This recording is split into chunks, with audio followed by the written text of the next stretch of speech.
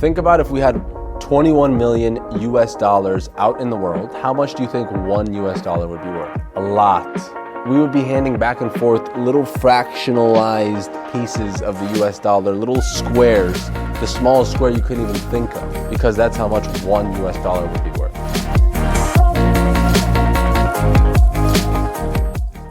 Hello and welcome back to the Web3 Experience. I created this channel a few years ago with the purpose of educating the masses on just basic financial literacy, up-and-coming technologies such as crypto, AI. There were a lot of new innovations coming at the time that really weren't in style yet. But here we are today. When I started the podcast, we were around 8,000 to 10,000 price per Bitcoin.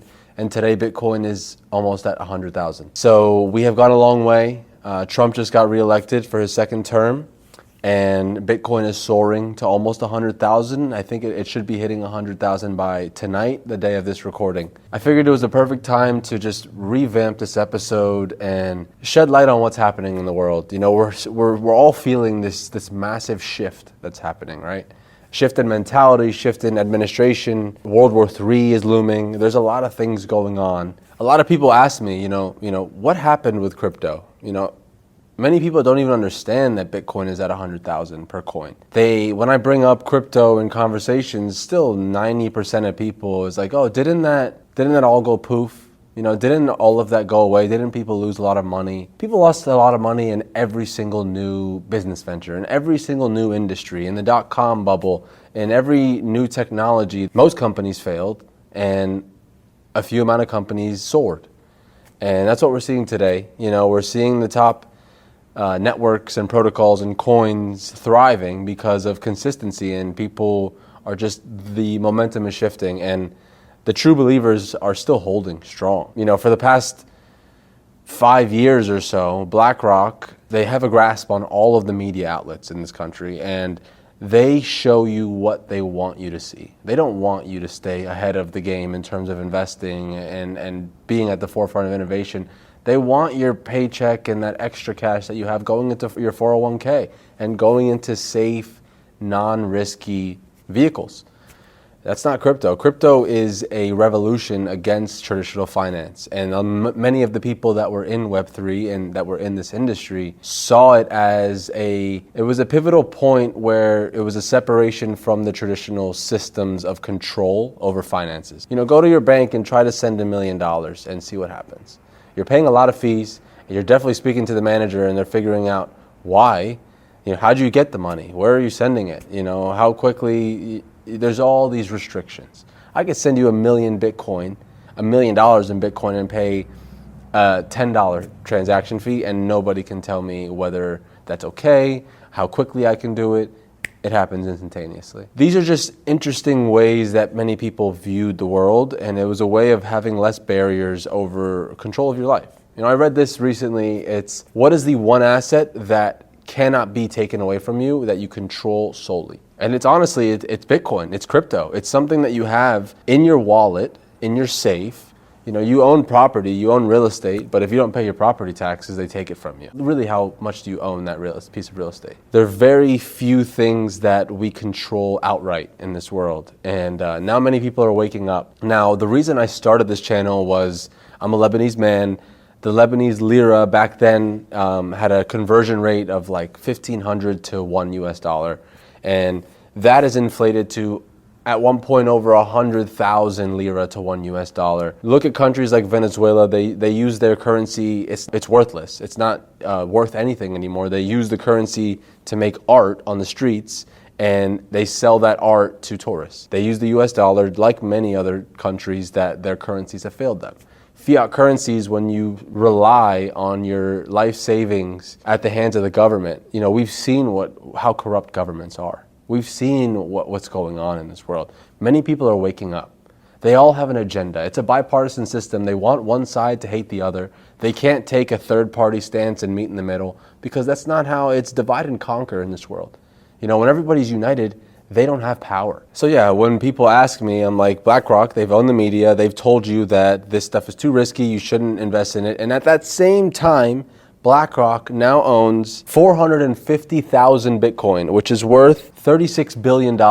$36 billion, which they've been accumulating in the same time frame that they've been telling you that Bitcoin and crypto and all of these new innovations are fake. They're too risky, just stay away, right? They control and they put perceptions in people's mind that they want to be out there. Now more people are waking up. Bitcoin's reached 100,000, like I said. And I think this is a great time to really bring back a sense of purpose to this channel and, continue bringing on great minds in the space. I've been in the industry for over 4 or 5 years now in crypto and just in high level tech.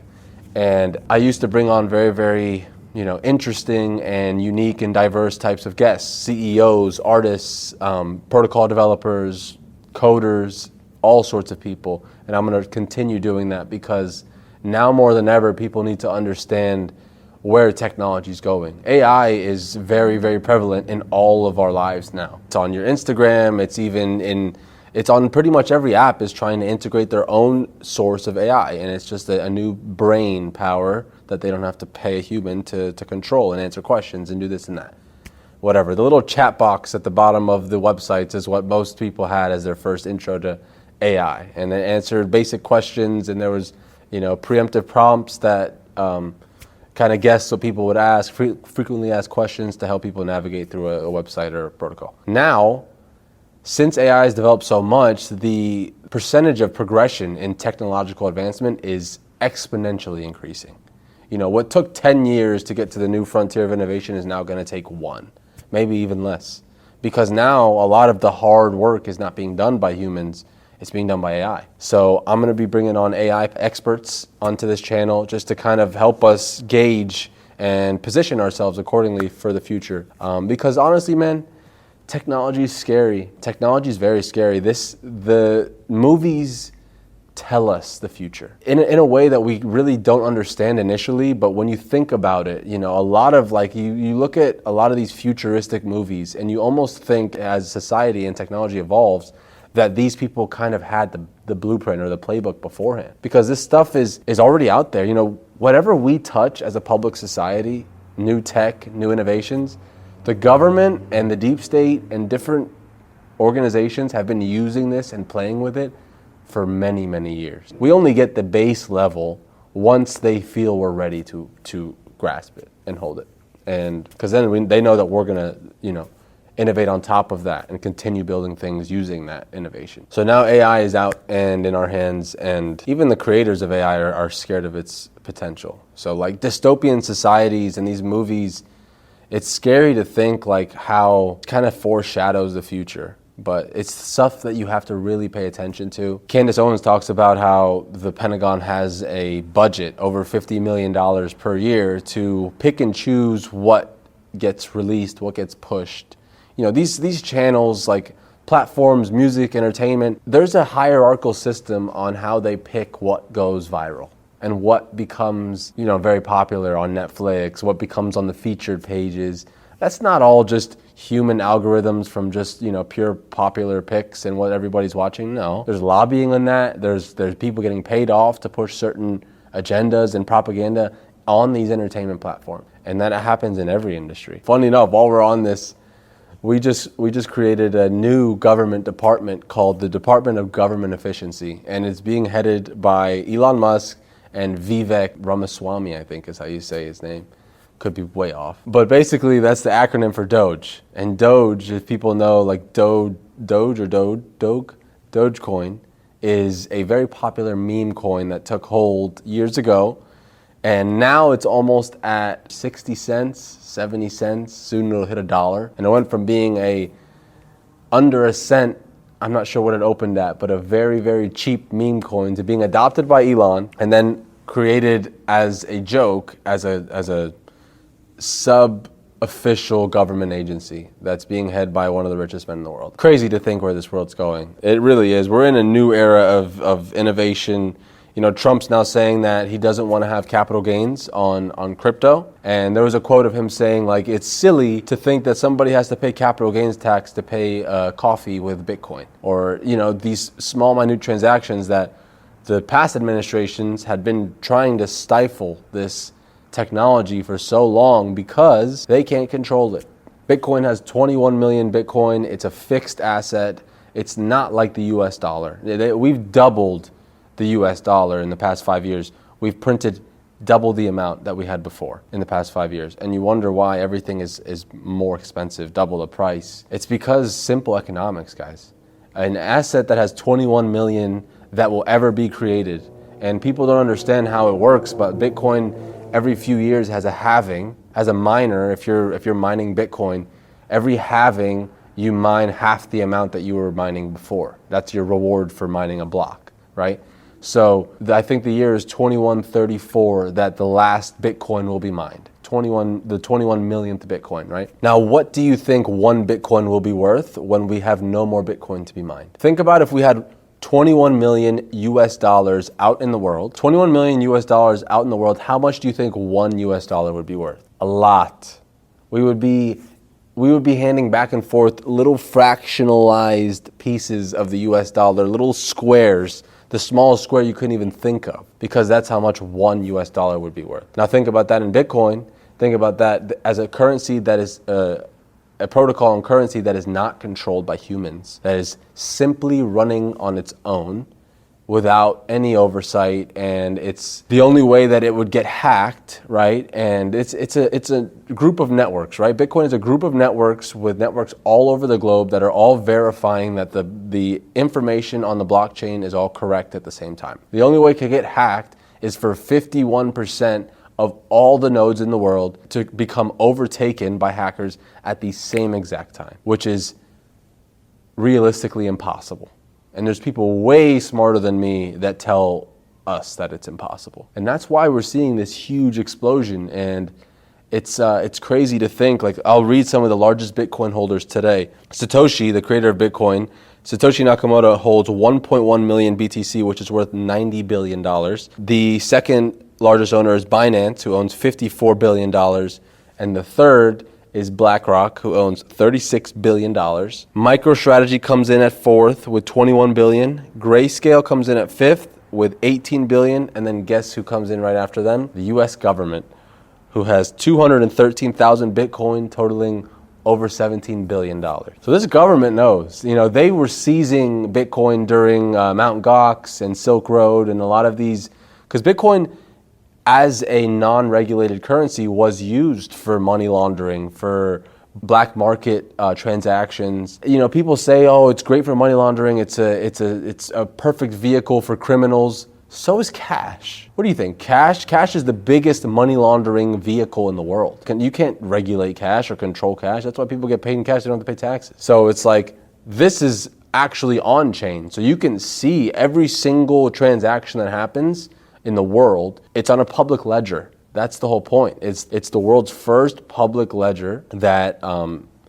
has a currency or a value tied behind it. And it's one of the most interesting things that I've ever learned in my life, and that's why I went down this rabbit hole. Yeah, getting back to the currency supply in the US, that we've doubled the currency supply in the past 5 years, and we doubled it, COVID, we printed a ton of money, and I'm still under the impression that COVID was the biggest profiteering scheme ever. There were so many people that were just so jaded by the government and this whole charade that they just completely upended their whole lives and became radicals in this sense. And we went so far away from just like being a natural human and understanding that, we're made up of water.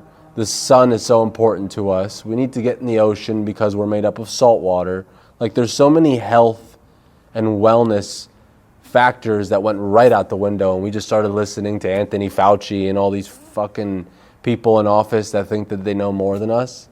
These scientists that claim this and this and this, but they're all super obese and overweight and don't live healthy lives themselves. Like the director of health for the government was like this chubby, I'm sorry, but like she was this overweight, out of shape, pale, looks like a vampire type lady. And now we have RFK who's trying to ban all the bullshit ingredients that we had in our food and everything before this shift, like a lot of the ingredients in our food is banned in Europe and overseas, and it's crazy. And Blackrock owns those too. They own the media companies, they own the food companies, and they own the big pharma industry. They don't want us to be healthy. They want us to continue eating the food that makes us sick, to the point where we have to go to the pharmacies and get the drugs and feel a little bit better, but then in a few weeks we feel shitty again, so we go back, and it's an endless cycle. It's an endless cycle. So yeah, we printed all that money. COVID was one of the reasons, and then we just started sending a lot of money to Ukraine, to Israel, and just printing money, billions and billions of dollars, and sending it overseas to warmonger on foreign soil and establish political strongholds because we want oil. This world is all about oil, guys. After we were based on coal, and then oil became more valuable than coal. The countries that have the most oil are the, richest in resources in today's day and age. I saw somebody was saying that there's a reason Elon's trying to get to Mars so quick is because Mars has a very large lithium deposit, and we don't have enough lithium on this Earth to power the electric future that he's trying to create. That was an interesting thing that I saw, and Elon said that we'd be on Mars and have like some sort of city for all the rich elites in the next, I don't know what he said, 3 to 5 to 7 years. Anything under 10 years is crazy to think about in that sense. People living in space, like the movies, guys. We're getting closer and closer to the movies. So yeah, it's a crazy world out there. There are countries that were very, very smart and positioned themselves accordingly. Like El Salvador is one country. Nayib Bukele, I think is his name. He's a Lebanese guy, and he put a generous amount of the country's reserves in Bitcoin. And he tweeted yesterday, his Bitcoin holdings went over, I think, $700 million.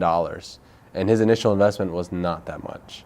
It was a couple million, I believe at the time, maybe 10, 15. I'm gonna have to fact check that. But he tweeted on Twitter yesterday, on X, that with a smiley face, his holdings. And the country has used a lot of that money to lock up a lot of the gangs, a lot of the criminals, and they've completely turned that country into one of the most dangerous countries in the world to one of the most safest in a few years. And it's incredible. And they're so forward thinking, they're using volcanic energy from their volcanoes to mine Bitcoin. And they've been doing that over and over for the past year or two, and it's incredible to see. Having conviction in something is so important and lost in today's day and age. Everybody wants to fit into the status quo. Everybody cares what other people think. And the most powerful thing in this world is somebody who has conviction and has blockers, blocking out the hate. I love the saying, it's like, your hate means nothing to me because I've seen what you cheer for. Your hate means nothing because I've seen what makes you cheer. And that is a quote that will always stick with me, because there's only a certain amount of people that I really care what they think about me, and what and I respect their opinions to a point where I'd make a change. And my father, my family, there's certain mentors like that. I would take that into consideration always, but most of the people are really, really jaded, like I said before. While we're on that topic, there is a mindset shift going on in this country right now. We had Biden in office for a while, and we've had Obama in office for 2 decades, basically. And Obama said in an interview a while ago, he's like, the best thing would be for me to stay as president, but not have to be in the office, to just be in somebody's earpiece. And that's what happened. He has been in office in someone's earpiece for decades, it feels like. And now, Trump is the only president that really says what's on his mind, and is I still feel like he's owned by the deep state, but he's more outspoken, and he obviously is revamping his whole cabinet and flushing out everybody. Gary Gensler, chairman of the SEC, just announced his resignation. Gary's been, he's been stifling innovation in the U.S. He went after Ripple. He went after a ton of companies that were trying to bring crypto to the U.S. and trying to bring these new innovations to this country.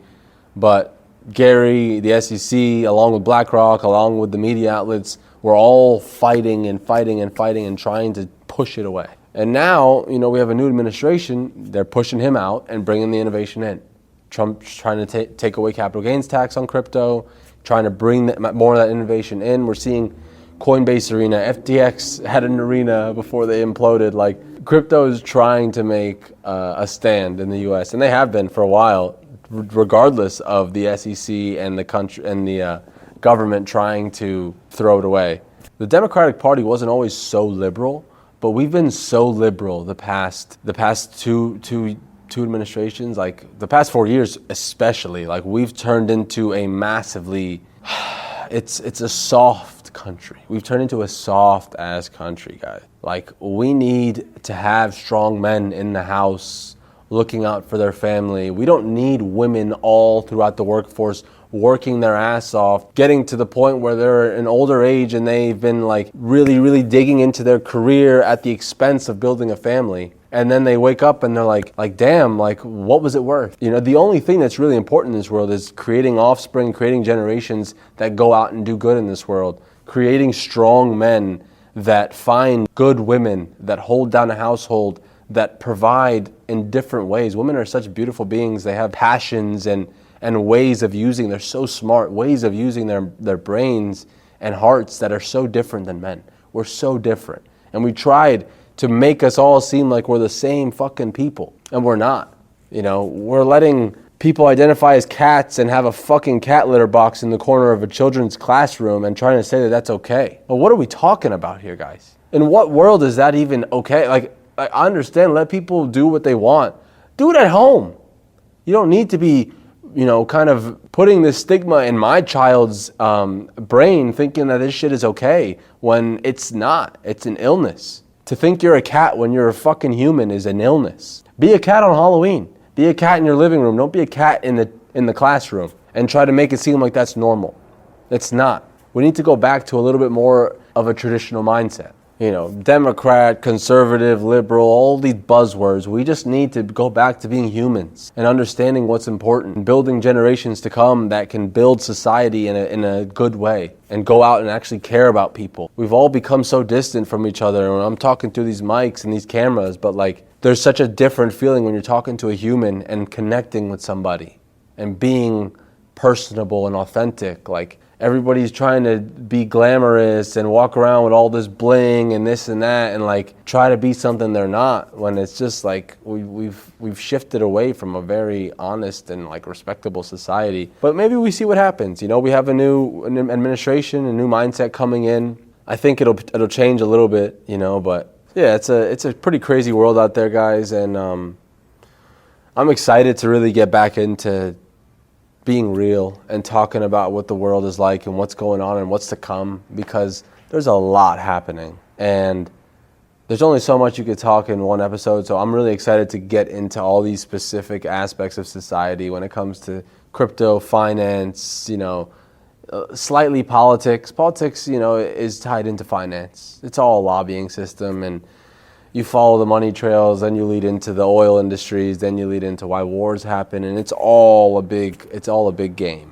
And we're gonna break down the game, and I'm gonna bring really insightful guests to come sit down here, and we're gonna break down, you know, what's really important, how you should position your family for the future, you know, how you can understand the technologies of the past to understand the technologies of the future. Learn history, you'll learn the future, and I've been telling people this a lot. Follow the money trails, you'll really understand who's in charge in this world. And we'll get into that in future episodes, but I just wanted to say welcome back to the Web3 Experience. My name is Mohammed, and I will see you next episode.